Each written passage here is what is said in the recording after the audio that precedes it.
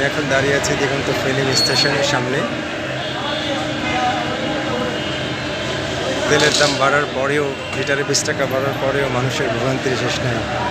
আপনারা দেখতে পাচ্ছেন বাইকাররা তাদের বাইক নিয়ে সিরিয়ালে দাঁড়িয়ে আছে